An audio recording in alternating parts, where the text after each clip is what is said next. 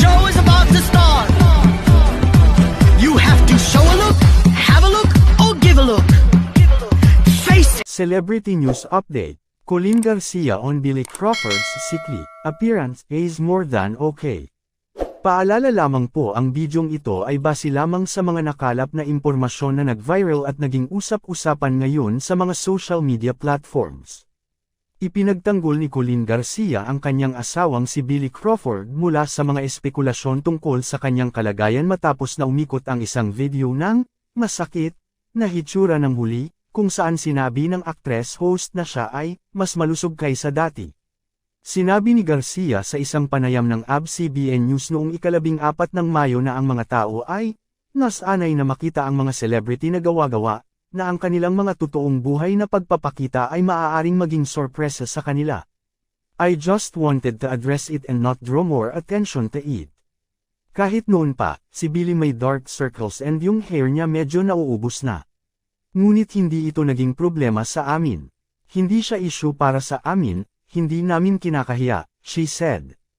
Kapag nakikita nyo kaming hindi naka-makeup, malayo talaga compared sa usual naming itsura.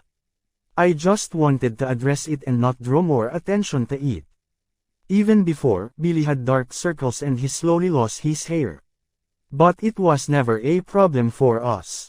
It was never an issue for us. We're not nahihiya ka dito kung nakikita mo kaming walang makeup, iba talaga kumpara sa nakasanayan mong makita kami.